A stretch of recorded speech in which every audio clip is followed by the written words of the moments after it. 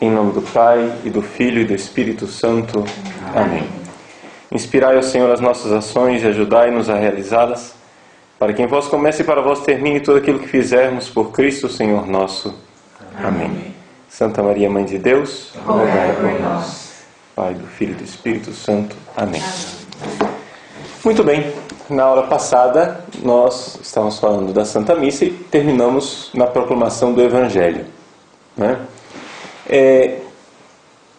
Ainda não terminamos a primeira parte da missa, que é a parte da liturgia da palavra, né? A liturgia da palavra ela se encerra praticamente com a homilia, mas tem ainda dois apêndices, poderíamos dizer, que é a profissão de fé e a oração dos fiéis. Mas vamos por partes. Primeira coisa, uma visão geral da liturgia da palavra, que é o seguinte: a missa ela é dividida em duas partes, não é? Essas duas partes da missa, elas eram chamadas antigamente de missa dos catecúmenos e missa dos fiéis. Hoje é chamado de liturgia da palavra e liturgia eucarística. Mas por que é importante esse nome antigo, missa dos catecúmenos e missa dos fiéis? Por que isso?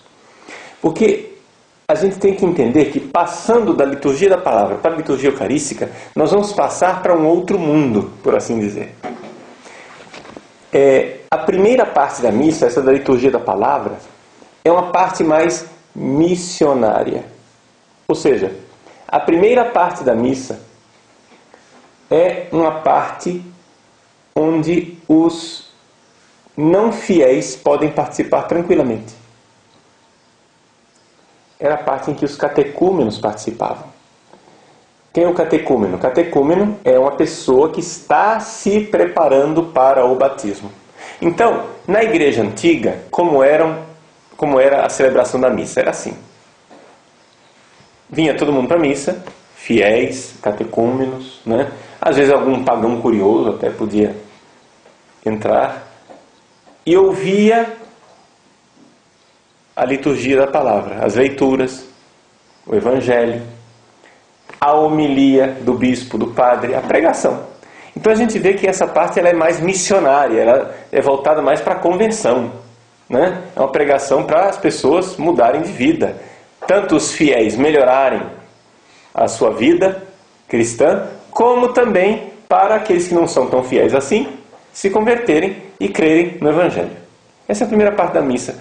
Então ela era chamada de missa dos catecúmenos, a liturgia da palavra. Essa parte em que pessoas que não eram iniciadas no cristianismo podiam tranquilamente participar. Quando terminava a homilia, a pregação da palavra de Deus, então os diáconos colocavam os catecúmenos para fora, né? Ainda hoje, na liturgia bizantina, né? Liturgia do Oriente, terminada a liturgia da palavra, né? Eles dizem: fora os catecúmenos, catecúmenos fora, fora os catecúmenos, as portas, as portas. Então, o que acontece? O que acontecia na prática? Os catecúmenos saíam e se fechavam as portas da igreja. E de portas fechadas, iniciava a liturgia eucarística. Está entendendo? Por quê? A liturgia eucarística era para os iniciados. Eram os arcanos. A palavra arcano quer dizer os segredos. Pouquíssima gente sabia o que acontecia durante a missa, porque era o sacramento, a presença de Cristo na Eucaristia, era algo que a igreja guardava com um zelo, ainda guarda, mas guardava como um zelo no segredo do arcano, porque não queria que as pérolas fossem tiradas aos poucos. Isso que a gente faz hoje, por exemplo, de celebrar a missa na televisão, para a igreja antiga seria um absurdo. A gente expor o sacramento da missa para essa quantidade imensa de pagãos, de gente que está lá no zapping, né? Passando de canal em canal, e passa de um filme semi-pornográfico para uma missa. Passando na missa assim, e vendo lá a consagração, etc. Isso, para os cristãos antigos, era impensável. Veja, eu não estou criticando a transmissão da missa na televisão, porque hoje em dia, com a falta de sacerdotes, existem comunidades inteiras e pessoas que vivem, né, e alimentam a sua fé eucarística a partir dessas transmissões. Está entendendo? Então eu acho que é algo necessário hoje em dia transmitir missa na televisão, né? Eu conheço até comunidades religiosas que não têm padre, né? As irmãs moram numa paróquia do interior, lá não tem padre, mas elas têm um sacrário na casa delas. Elas colocam a televisão na capelinha, participam da missa pela televisão, e na hora da comunhão, uma delas, que é ministra da comunhão, vai ao sacrário e distribui a comunhão para as outras. Comunga e pronto, ali participaram da missa. É claro, evidente, não estou dizendo que é a mesma coisa de você estar presente na missa, está entendendo? Eu não estou aqui fazendo tudo igual. Não, tanto faz, é tudo igual. Não estou dizendo isso. Participar do sacrifício eucarístico na igreja, no mesmo ambiente, é completamente diferente de participar pela televisão. Mas a transmissão da missa na televisão, para dizer, nessa ausência de padres que nós temos, falta de vocações sacerdotais, é muitas vezes a forma dos fiéis cristãos se manterem. Quantas vezes, por exemplo, durante o regime comunista, né, na Europa Oriental, a Rádio Vaticano, que transmitia a Santa Missa, né, era sintonizada por cristãos que não tinham padre, atrás da cortina de ferro. E eles colocavam lá o rádio no altar e ouviam a missa. Porque não tinha padre. Porque os comunistas perseguiam os padres. Colocavam os padres na prisão, acabou. Então, não estou criticando a transmissão, mas estou dizendo que os cristãos antigos tinham um zelo imenso pelo arcano, pelo segredo, não é? Na tradição eucarística, na liturgia, na missa dos fiéis. Então fechavam-se as portas e os cristãos celebravam de portas fechadas a liturgia eucarística. Estou dizendo isso por quê? Porque aqui é minha opinião, tá? Eu faço questão de esclarecer quando estou dizendo uma coisa que está num documento da igreja e quando estou dizendo uma coisa que é minha opinião. Por acaso tem um sujeito do qual eu aprendi esta opinião, que eu não sei se vocês ouviram falar dele, é o Padre Zé. Padre Zé Ratzinger. Já ouviu falar dele? O Padre José Ratzinger, quando ele era padre jovem, na década de 70, ele escreveu um livro chamado O Novo Povo de Deus, não é? E neste livro ele diz isso, que a liturgia da palavra é uma liturgia missionária, enquanto a liturgia eucarística ela não é tão missionária assim. Então calma lá, vamos pôr um freio. Estou dizendo isso por quê? Porque os católicos vão continuamente nas nossas paróquias pedir missa para tudo. Missa para a formatura do jardim da infância. Missa para repartição pública para o início do ano fiscal. Missa para não sei o quê. Tudo é missa. Por que o católico pede missa? Porque ele não sabe pedir outra coisa.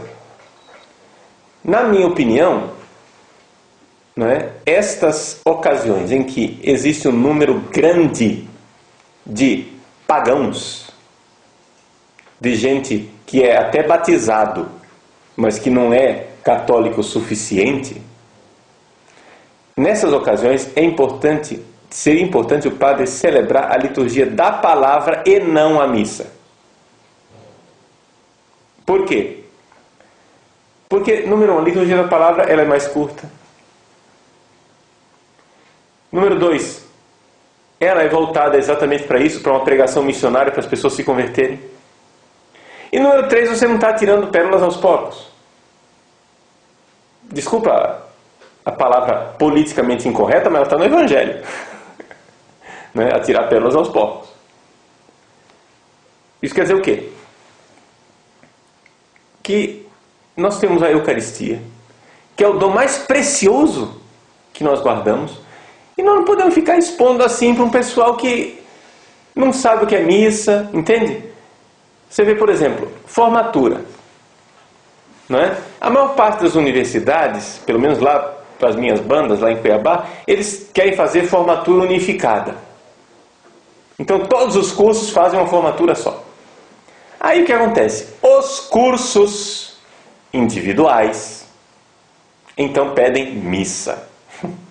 Vamos fazer uma missa de ação de graças. Aí o curso vai lá, faz a missa. Por quê? Terminada a missa é o momento que eles têm de se manifestar enquanto grupo. Entendeu? É a hora de entregar uma flor para a mãe, fazer homenagem para aquele professor especial, lembrar o aluno que foi falecido e não sei o quê. Fazer as várias homenagens. Então o que acontece? Eles participam da missa. A liturgia eucarística, para a maior parte daqueles rapazes e moças que estão se formando, ela é um negócio comprido, chato e sem significado.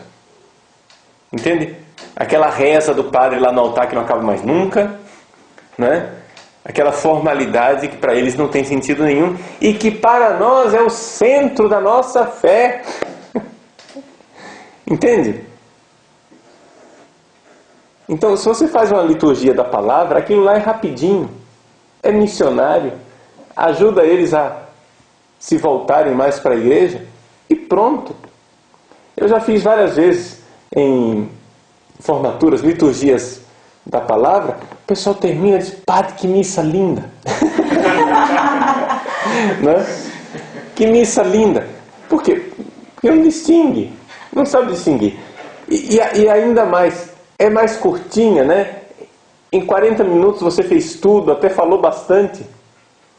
E sobra ainda uns 20 e tantos minutos para eles fazerem todas as homenagens que quiserem, tudo, entende? É uma coisa mais versátil. E você não perdeu ali o foco, que é mostrar uma igreja mais aberta, missionária, simpática, atraente para essas pessoas, né? Atraí-los com uma gota de mel para a verdade do Evangelho. Né? Então, estou dizendo isso um pouco porque nessa passagem da liturgia da palavra para a liturgia eucarística, a gente tem que entender que nós estamos agora entrando no centro de tudo. Nós estamos entrando naquilo que é o mais precioso para nós. Não é? Bom, uma palavra a respeito, só para concluir a questão da liturgia da palavra, uma palavra a respeito da homilia. A homilia, ela deveria ser feita sobre a palavra de Deus. Essa é uma homilia normal. É a explicação da palavra de Deus. Tá? Agora, é claro que essa palavra de Deus era explicada dentro da fé da igreja. De 2000 anos, isso quer dizer junto com a tradição. Mas é importante que não seja sermão, mas seja homilia. Sermão é um discurso, digamos assim, sobre qualquer assunto. Entende? O padre vai fazer um sermão, né? Ele vai falar. Então, ele pega um assunto variado, não tem nada a ver com a liturgia da palavra. Mas seja a homilia verdadeira, ou seja, a explicação da palavra de Deus ou dos mistérios que estão sendo celebrados. Vamos supor, é a ressurreição, é a ascensão, né? A Pentecostes. Você vai explicar aquele mistério celebrado. Ou então, até mesmo dentro da homilia, alguma espécie de mistagogia. O que é a palavra mistagogia? Nós já vimos, né? Na aula passada, essa palavra já apareceu, né? Mysterion é o mistério de Deus, etc. Agogé é é a questão de conduzir. Você conduz as pessoas como um pedagogo para os mistérios, a explicação, né, daqueles mistérios. Então, levar as pessoas a entender isso que estão celebrando. Tá? Então a homilia ela deveria se centrar nessas coisas. Havia um malveso, uma mania, né, na igreja de se fazer homilias sobre temas variados. Pegava um assunto de revista, né, um artigo de um filósofo. Homilia não é isso. Você pode fazer uma palestra sobre isso. Não está proibido o padre de falar, mas não é dentro da missa, né? Dentro da missa nós deveríamos focar nesses temas principais. O missal permite que, em ocasiões especiais, o padre fale de uma grave e urgente necessidade da comunidade. Por exemplo, todo mundo conhece aquela minha homilia que está aí postada no YouTube sobre o Plano Nacional de Direitos Humanos. Aquilo foi uma homilia. Saiu completamente daquilo que é uma homilia normal. Não é sobre a palavra de Deus, não é sobre o mistério celebrado, não é sobre um dos ritos da missa, mas é sobre uma necessidade urgente da comunidade. Mas não é uma coisa que eu faço todo domingo. É algo que extraordinário, excepcional. O missal permite, mas é importante saber que isso não é a regra. Tá? A regra é que seja sobre essas três coisas. Ou a palavra de Deus, que é o normal, o mistério celebrado, ou um dos ritos da missa a serem explicados. Isso é o normal de uma homilia. Depois da homilia, então ali termina praticamente a missa dos catecúmenos. Terminou a homilia, fora catecúmenos, não é catecúmenos fora. Aí entra uma parte que é própria já dos fiéis, que ainda não é a liturgia eucarística, mas que já não é mais a liturgia dos catecúmenos, da palavra, porque ali é para gente que já está introduzida. É o credo, nos domingos. Não é? O que é o credo? O credo é o símbolo da fé. O que quer dizer a palavra símbolo da fé? Símbolon é uma coisa que une. Antigamente, por exemplo, quando um general romano ia para a guerra, ele levava um símbolo do imperador. Sei lá, imaginem um anel, né, que eles cortavam pela metade, ou um pedaço de madeira que cortava no meio. O general levava isso. Quando o imperador queria dizer, olha, vocês ao invés de irem pelo norte como nós tínhamos planejado, por favor, pegue o flanco direito e sigam para o sul. Chegava lá o mensageiro dando uma contra-ordem ao general. Como é que esse general sabia se essa mensagem era do imperador ou não era do imperador? O mensageiro vinha com aquele pedaço de madeira que tinha sido quebrado no meio. E o pedaço de madeira encaixava direitinho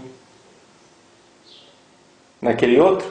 Então é sinal de que aquela mensagem é legítima, é verdadeira. Está entendendo? Então, assim, o símbolo é isso. Symbolen, syn é com, é esse encaixe, símbolo.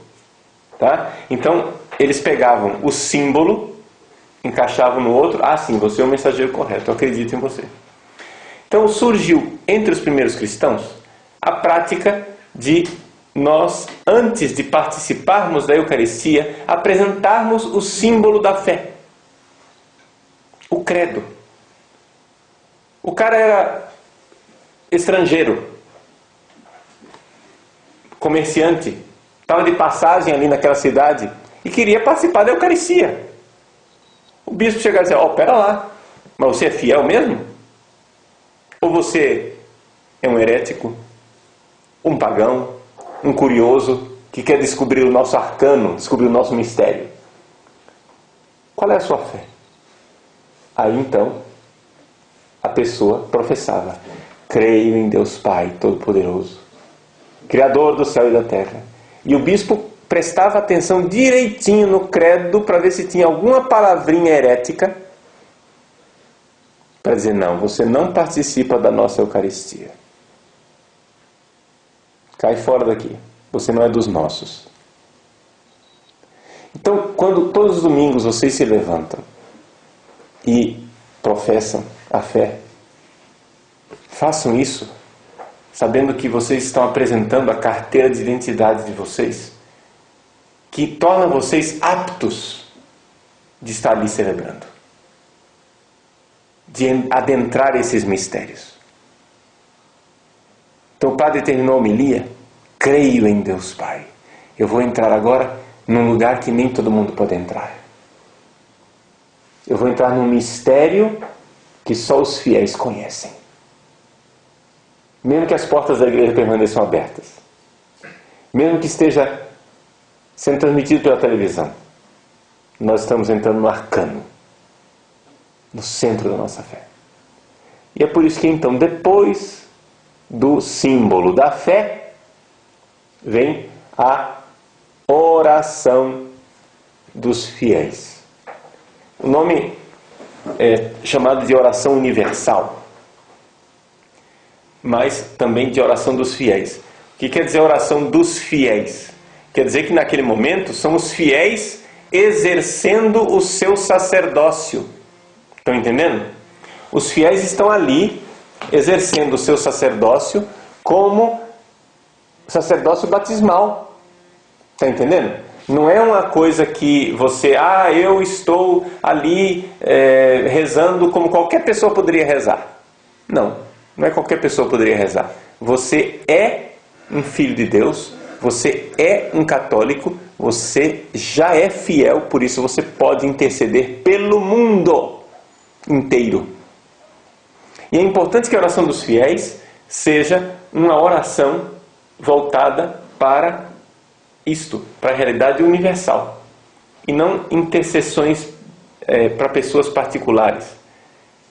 Que seja só intercessão por pessoas particulares, enquanto aquilo serve de trampolim para uma prece universal. Vamos supor, a comunidade tem uma ministra da comunhão que está com uma doença grave e quer rezar por ela. Então, você pode até fazer isso na oração dos fiéis, na oração universal, mas da seguinte maneira, por exemplo: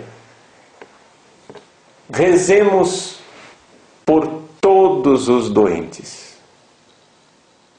de maneira especial por fulana, nossa ministra. Que o Senhor os console, lhes dê saúde, entende? E você vai e coloca aquela intenção, mas é importante que na oração dos fiéis o respiro seja universal. Entende? Porque é para todos. É algo que deve interessar a todos. Uma outra coisa importante ao confeccionar a oração dos fiéis é o seguinte: cuidado com a falta de fé de muita gente que escreve a oração dos fiéis nesses folhetos, nesses livrinhos de liturgia, etc, etc. Muitas vezes quem escreveu aquela oração não tem fé. Como é que a gente distingue isso? Porque a gente vê que é uma oração recado. O que é oração recado? Oração recado é quando você não está falando com Deus pedindo a intervenção divina. Você está dando um recadinho para o irmão que está do lado. É como se dissesse assim: fulano aqui passou a missa inteira me incomodando, tossindo. Aí eu vou e digo assim: rezemos para que as pessoas sejam caridosas uns com os outros e façam silêncio durante a missa para nós podermos ouvir a palavra de Deus. Isso é oração recado. Você não está falando com Deus, você está dando um recado para o cara que está do lado ali. Então existe muita gente sem fé, principalmente o pessoal, que é mais voltado para essa socialização do cristianismo, o cristianismo enquanto agenda social, transformação da sociedade, engenharia social, teologia da libertação. Eles fazem a oração recado para que os cristãos se conscientizem cada vez mais de que precisam partilhar seus bens com os pobres. Rezemos ao Senhor. isto não é uma oração propriamente dita. Isso é um recado para a comunidade. Você não está falando com Deus, você está falando com a comunidade. Você está dando um recado de conscientização. Se você quisesse realmente rezar pelos pobres, você diria assim, você pediria uma intervenção divina. Você diria: Senhor, vós que amais os pobres, vós que manifestais o vosso amor ao pobre como através do vosso Filho Jesus e da Igreja, olhai compassivo para aqueles que mais necessitam. Enviai o vosso anjo consolador para que os conforte nesse dia e eles tenham o que comer. E tocai o coração das pessoas para que sejam generosos e caridosos. Por isso nós os pedimos, Senhor. Está entendendo? Você está pedindo uma intervenção divina. A oração, para ela ser legítima, verdadeira, autêntica, precisa ser uma oração onde eu realmente estou me dirigindo a Deus e não estou usando um recurso pedagógico para conscientizar a comunidade de um dever que ela tem, né? Chega a dizer assim: para que os cristãos se conscientizem que devem pagar o dízimo, rezemos ao Senhor. Isso não é oração, gente. Isso é recadinho. Entende? Agora, se você chega e diz assim: Senhor, do nosso pouco nós vos oferecemos um sacrifício dos nossos bens. Algo que não é o resto, a sobra do nosso dia a dia, mas que é uma verdadeira expressão do nosso amor para convosco. Recebei, Senhor, e aceitai nossa oferta, porque vós sois benigno e compassivo. Vós não necessitais do nosso dom, porém, abri vosso coração e generosamente recebei esse penhor de amor. Entende? Isso é oração. Você está falando com Deus realmente. Você não está dando recado para as pessoas. Está claro isso para vocês? Então, muito cuidado que, assim, é uma coisa que vai moldando a nossa mentalidade sem a gente perceber. Sem a gente perceber, a gente perde a transcendência da oração.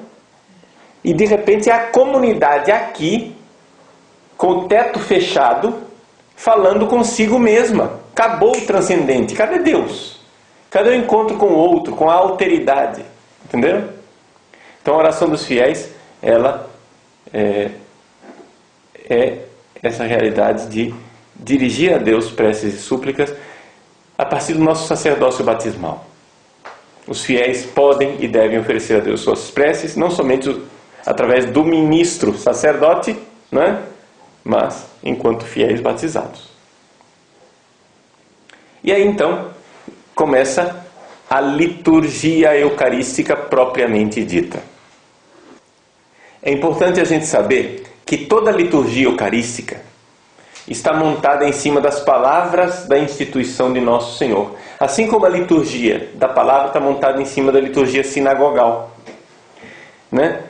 A primeira parte da missa, a missa dos catecúmenos, a missa da liturgia da palavra, é aquilo que os judeus faziam nas sinagogas. Liam a palavra de Deus, né? E cantavam salmos. Então, a primeira parte nós herdamos dos judeus. A segunda parte tem influência judaica também, mas ela é sobretudo aquilo que Nosso Senhor fez na última ceia. E o que é que Nosso Senhor fez na última ceia? Olha só o relato que a gente encontra na Eucaristia, no próprio Novo Testamento. Jesus tomou o pão, deu graças, o partiu e deu aos seus discípulos dizendo: tomai todos e comei, né? Então olha esses 4 verbos. Jesus tomou o pão, deu graças, partiu e distribuiu aos discípulos. Aqui nós temos 4 pontos importantes da liturgia eucarística. Tomou o pão, é o ofertório. Tomou o pão de Jesus pode ser um tomou o pão simples. Tipo, o pão está ali do lado, o padre pega, toma o pão e coloca sobre o altar. Mas pode ser um tomou o pão maiúsculo, digamos assim, através da procissão das ofertas. Ou seja, em que os fiéis levam ao altar as suas ofertas e o padre toma nas mãos essa realidade oferecida. Tá? Mas aqui, opinião minha, novamente. Eu acho que é importante que as nossas procissões de ofertório, de preparação das ofertas, sejam verdadeiras ofertas. Nós temos a mania de fazer tudo simbólico, de transformar a missa numa sala de aula. Entendeu? Numa coisa simbólica. Então, aí o cara vai e pega um símbolo de alguma coisa. Trazemos a luta do trabalhador. Aí o cara entra lá com a enxada. Primeiro, o sujeito que está segurando aquela enxada nunca pegou numa enxada na vida.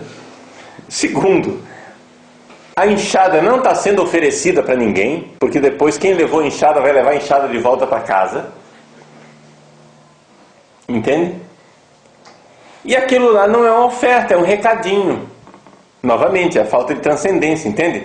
É uma instância pedagógica. A gente transformou a missa numa pedagogia. Vamos ensinar alguma coisa para o povo. Quer dizer, quem faz esse tipo de coisa, a gente se pergunta se a pessoa crê numa intervenção divina.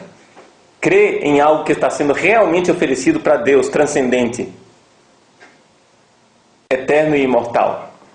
Porque a impressão que a gente tem é que ele está simplesmente fazendo um teatrinho para a plateia, dando um recadinho de conscientização. Então, gente, o problema da liturgia engajada politicamente é exatamente esse. A liturgia engajada politicamente, ela é cansada, ela é cansativa, é um negócio entediante, porque é sempre um recadinho atrás do outro, um recadinho atrás do outro. Não existe verdadeira transcendência. É um negócio sufocante e fechado. O que é uma verdadeira procissão das ofertas? A procissão das ofertas é quando você leva algo realmente para o altar. Vamos supor, os vicentinos estão fazendo uma coleta de alimentos não perecíveis. Então, na hora do ofertório, aqueles alimentos entram na procissão. Você realmente está dando algo para a igreja e para os pobres. Junto com o pão e o vinho. Está entendendo? Na minha opinião, é importante a gente buscar a verdade da liturgia. Tudo aquilo que na liturgia é meio falso deve ser evitado. Isso aqui é a opinião minha, não estou falando nenhuma lei. Então, tipo, velas falsas, né? Negócio assim que não é vela, é um tubo com a vela dentro, né? Não, o bonito é ver uma vela de cera que se consome. Ah, mas suja, mas é verdadeira. Flores falsas,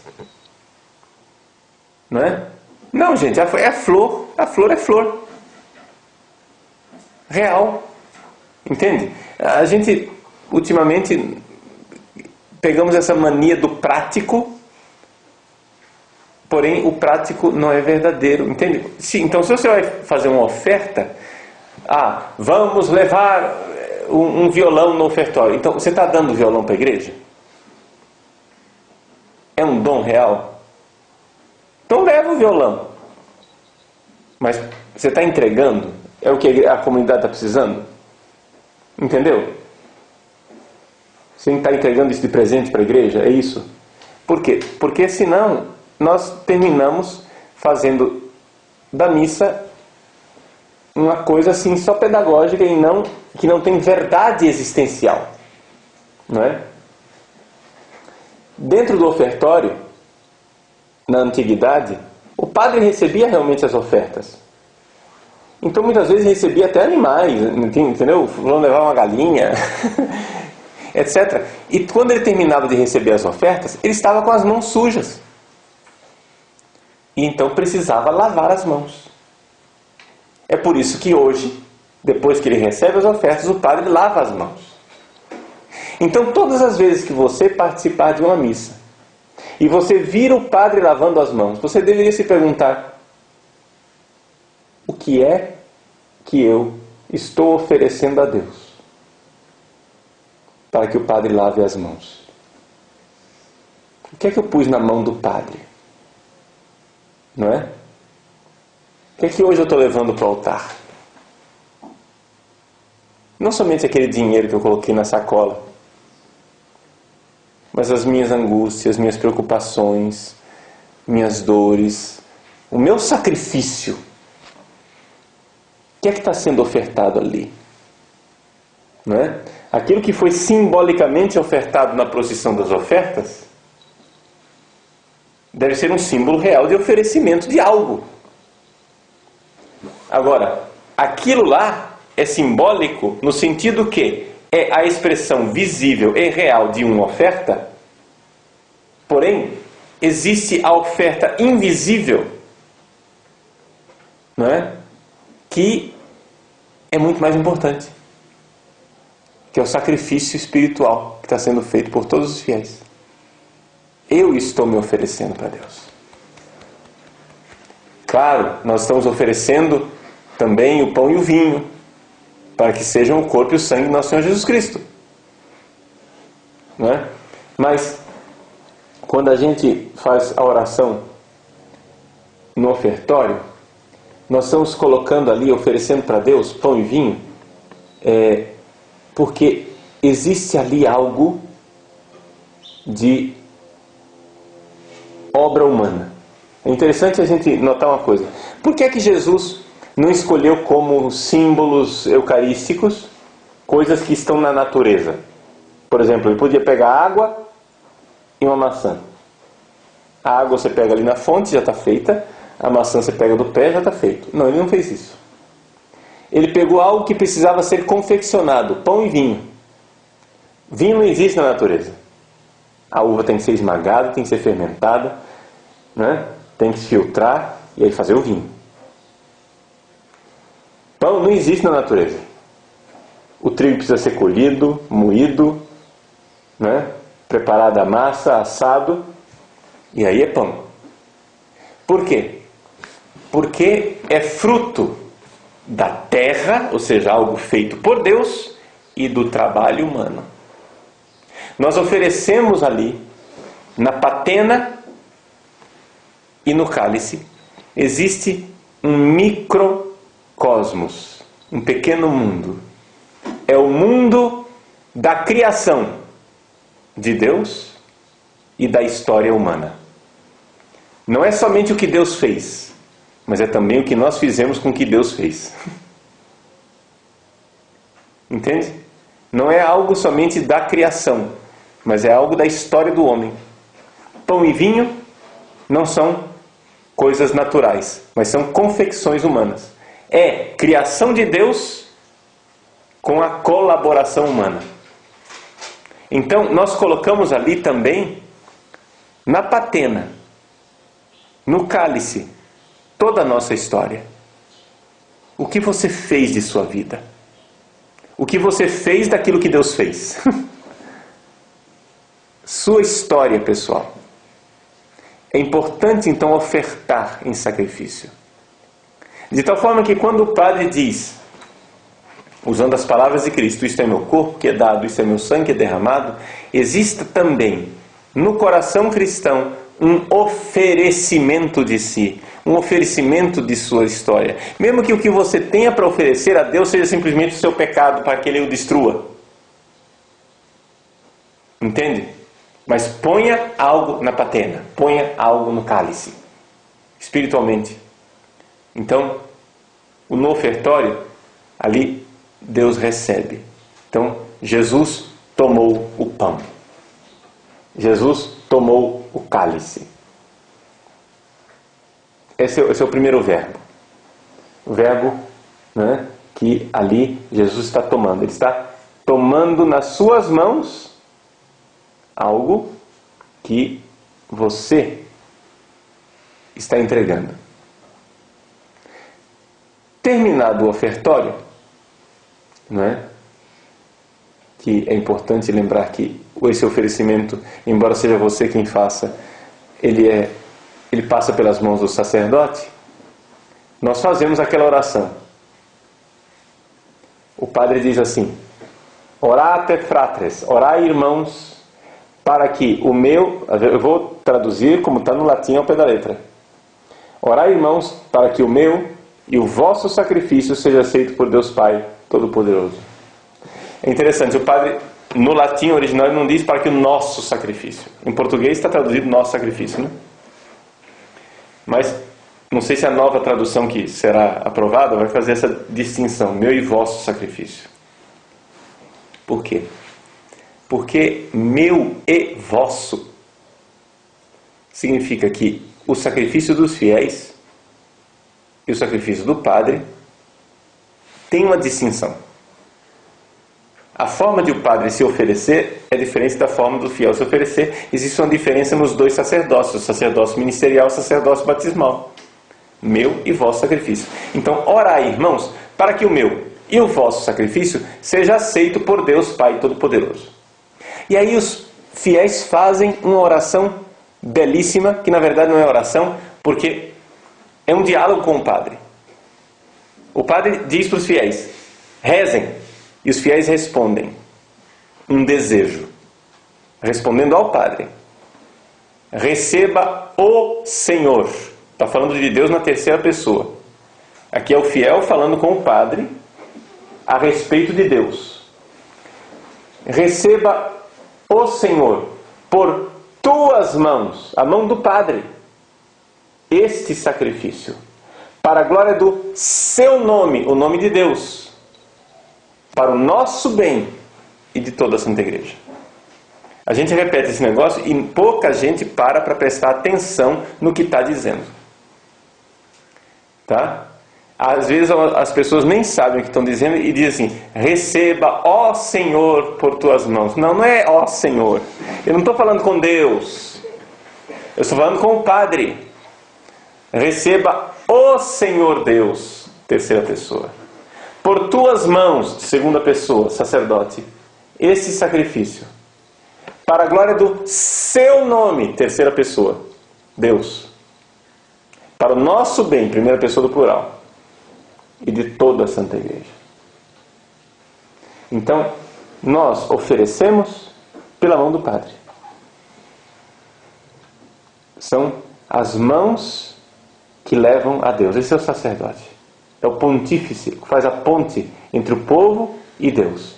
Quando um fiel se aproxima de um padre e beija a mão do padre, você está beijando as mãos através das quais o sacrifício da sua vida é oferecido a Deus. Isso é precioso. As mãos do padre são ungidas, por mais que sejam mãos pecaminosas, por mais que sejam mãos de um sujeito que não merece estar ali no altar. E nós, padres, sabemos que nós não merecemos celebrar a missa.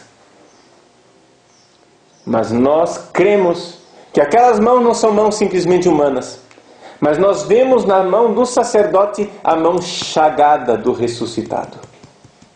As mãos de Cristo. Receba o Senhor por tuas mãos. Mãos de Cristo. Mãos chagadas.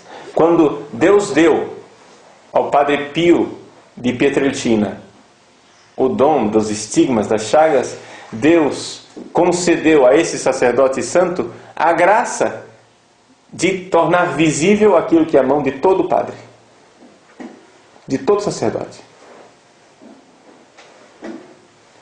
Padre Pio somente tinha as chagas visíveis, mas todo padre tem estas chagas gloriosas. Receba o Senhor por tuas mãos, a mão sacerdotal. E aí então acontece aquele diálogo fantástico do início da oração eucarística. Para vocês verem como a gente não tem noção, né, da antiguidade das coisas. existe um livro chamado Tradição Apostólica, que foi escrito por um bispo chamado Hipólito, Santo Hipólito. Na verdade, ele era antipapa. Antipapa quer dizer o seguinte: foi um papa que foi escolhido de forma irregular, porque já tinha um papa.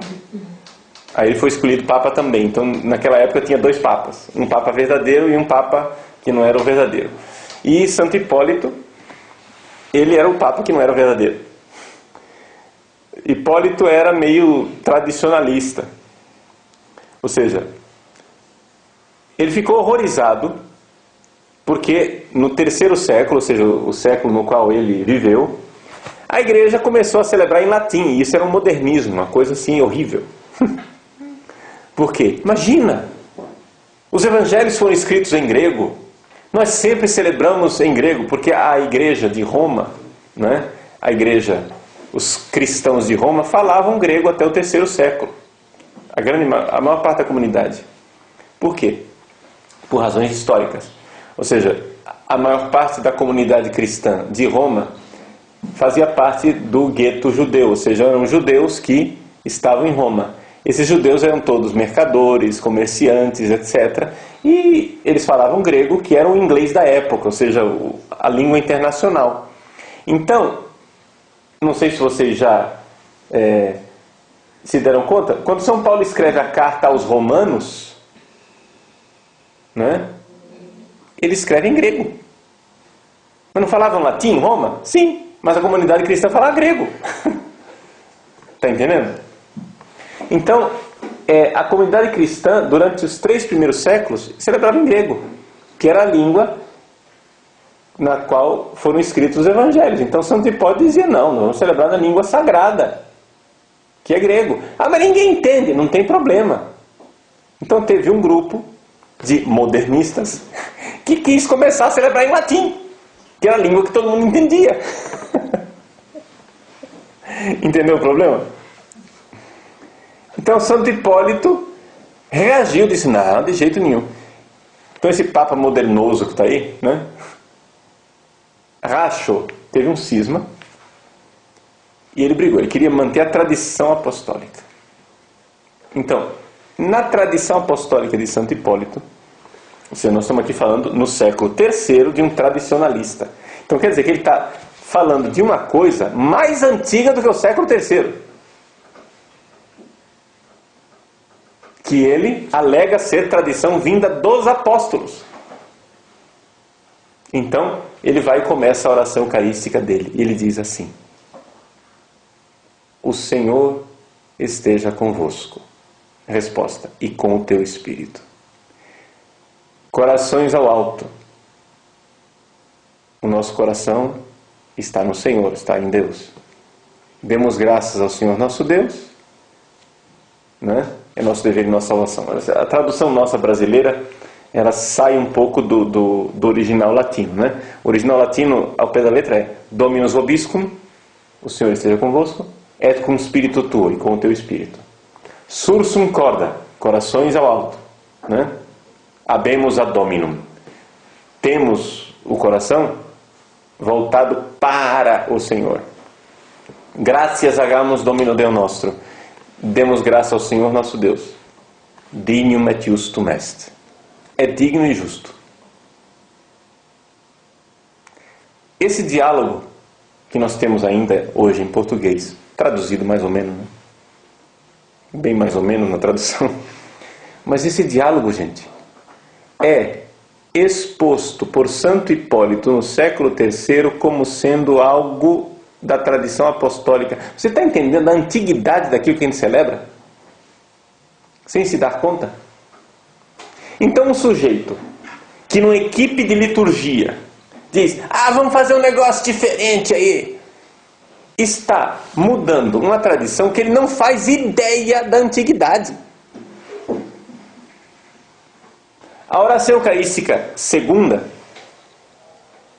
ela é baseada nesse cânon de Hipólito. Então nós estamos falando de uma oração eucarística que já estava lá no século III. A oração eucarística primeira, chamada cânon romano, ela é exposta por Santo Ambrósio no século IV O núcleo da oração eucarística primeira, o cânon romano, já está lá no século IV. Quer dizer, nós estamos falando de coisas antiquíssimas. Está entendendo? Se você vai ver todo esse esquema da liturgia eucarística que nós estamos expondo aqui, de liturgia da palavra, depois liturgia eucarística, isso e aquilo, está tudo isso relatado no ano 150 depois de Cristo, por Justino, o mártir.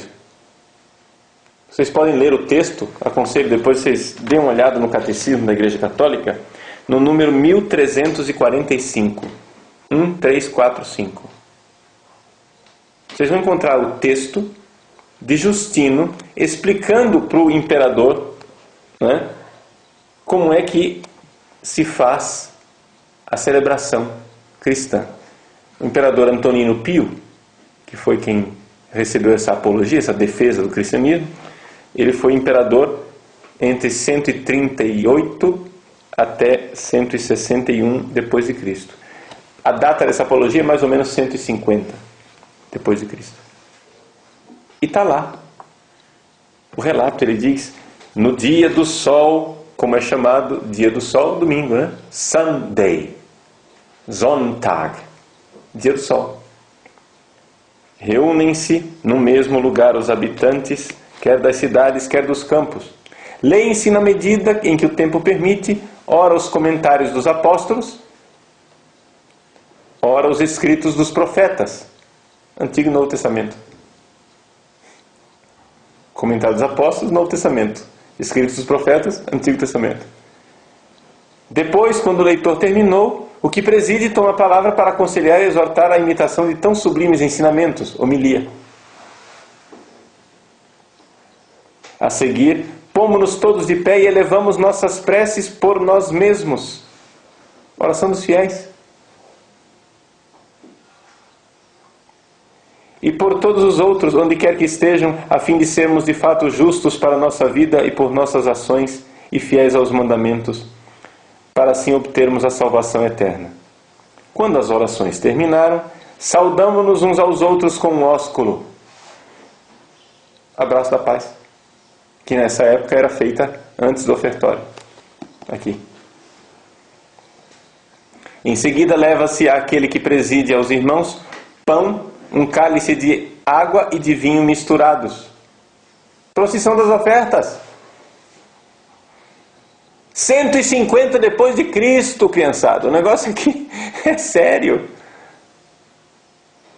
Aí vem um sujeitinho de uma equipe de liturgia querendo fazer diferente. Você se enxerga, compadre? Nós estamos mantendo essa tradição há 2000 anos e agora você que é mais bonito que os outros quer mudar? Você não entende nem a antiguidade, nem a importância, nem a profundidade daquilo que você está mudando. É muita presunção.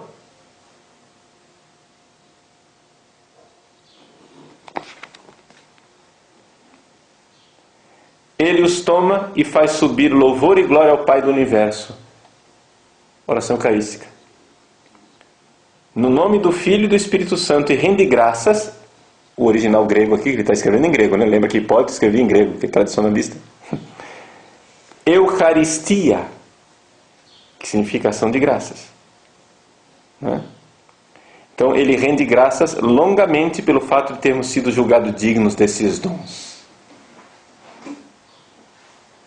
Terminadas as orações e ação de graça, todo o povo presente prorrompe numa aclamação dizendo amém. É o amém final da oração eucarística. Depois de o presidente ter feito ação de graças, o povo ter respondido, os que entre nós se chamam diáconos distribuem a todos os que estão presentes pão, vinho e água eucaristizados e levam também aos ausentes. Catecismo da Igreja Católica, número 1345. Nós estamos aqui diante de um relato do ano 150 depois de Cristo. Seja protestante depois disso. Tem jeito de ser protestante depois de um troço desse? Entende? Venha me dizer que a missa que nós celebramos não é a missa que vem do tempo dos apóstolos. Nós temos um relato de 150 depois de Cristo. Pensa bem na situação. Então, a oração eucarística, este dar graças, está aí desde o início, essa grande oração eucarística. Então, olha os verbos. Jesus tomou o pão, ofertório, deu graças. Oração eucarística. O que é que nós fazemos na oração eucarística? Começamos com o prefácio, que é um grande louvor a Deus, não é? Que termina unindo o nosso louvor aqui da terra com o louvor dos anjos do céu.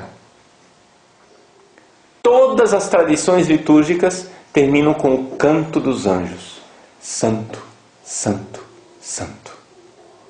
Está lá em Isaías capítulo 6. Quando nós cantamos o santo, nós estamos cantando não somente nós aqui. Não somos nós somente louvando aqui na terra. Nós sabemos que em cada missa nós estamos elevando a Deus um canto que é cantado para Ele no céu por todos os anjos e santos. Nós não estamos sozinhos. O nosso louvor é ajudado por essa assembleia de irmãos, que são os santos e os anjos, que cantam conosco o louvor a Deus. Então todas as vezes que nós cantarmos o santo, né, nós estamos cantando isso. Né? Santos, santos, santos, santos, Dominus Deus Sabaoth. O que é Deus Sabaoth? É o Deus dos exércitos celestes.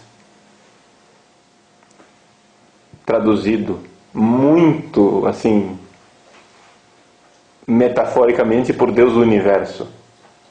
Porque, assim, os exércitos celestes, os anjos, né, na cosmologia tradicional, os anjos são responsáveis também pelo movimento das estrelas, dos astros, não é?